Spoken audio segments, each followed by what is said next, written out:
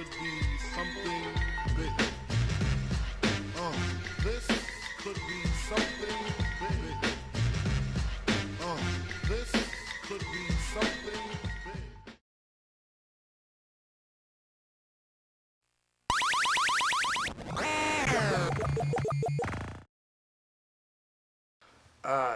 Joust was a video game that came out in 1982 for the arcade consoles. It was developed by a man named John Newcomer who, throughout his very short video game career, only worked on 6 games, including Joust. In 2004, a good friend of mine by the name of Kevin LeRae had found the Super Nintendo cartridge that had Joust on it.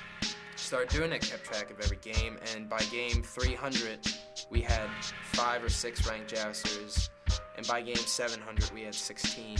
And when I moved down here to Florida, figured why not? Let's keep the faith. Joust is freaking the coolest game ever.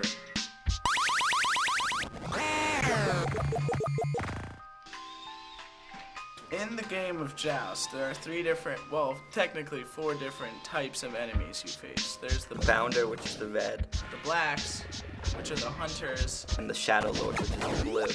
The way you dismount somebody in Joust is you hit them from a higher angle. and then you have the What's it called? Unbeatable. The only way to beat the unbeatable pterodactyl is to hit it straight on. Which is a lot easier said than done. In a normal game, when you fall in the lava, you basically just lose a life.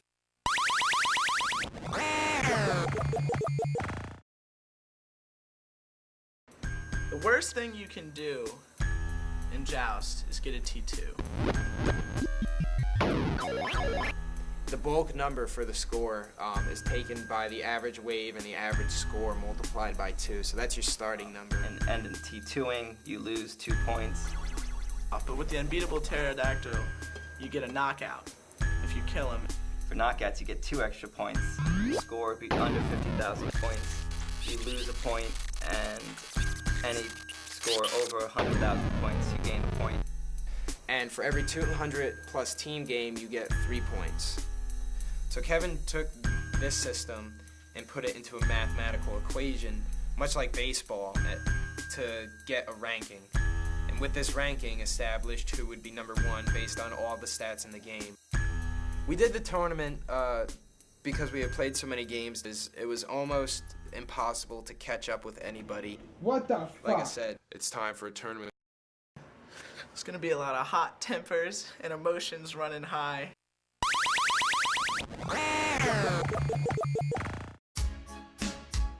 But Cheech did have a wicked streak, dude.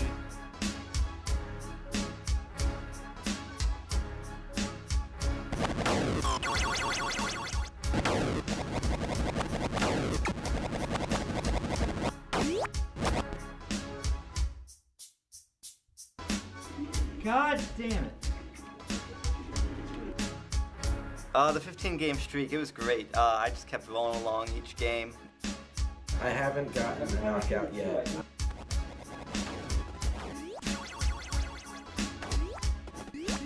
When you T2, it's just how could I have fucked up so badly? I beat Zach and just kept going on for a long time.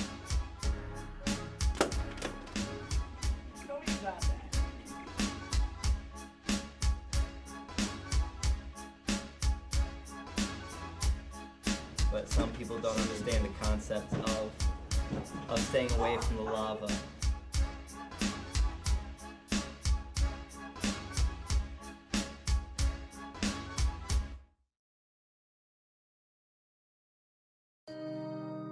Went alright. I came in 3rd. Like I predicted, out of 6 people playing. It wasn't that bad. It was pretty grueling. It took like friggin' 11 hours of playing.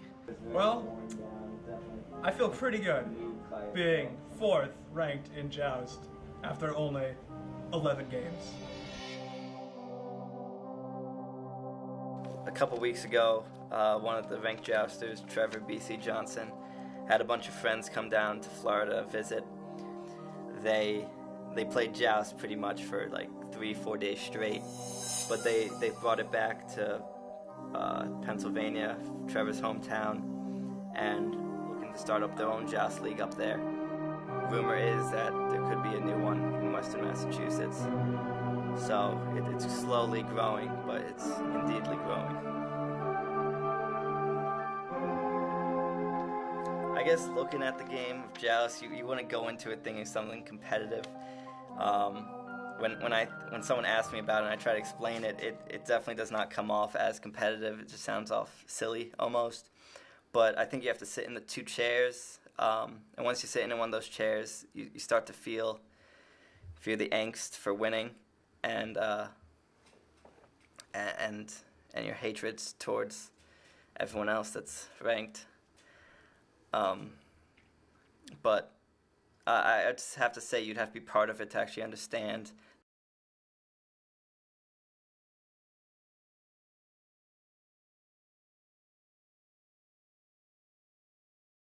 Well, a lot of people who play, Joust take a lot of crap for, loving the game. But I am indeed a closet jouster. I don't tell anybody about what I do. That's the last thing I want to happen, and people to know that I'm playing this game and enjoying it. This game from what, like 1983? Two. I mean, just people don't need to know. I don't need that kind of stress in my life at this point on my journey.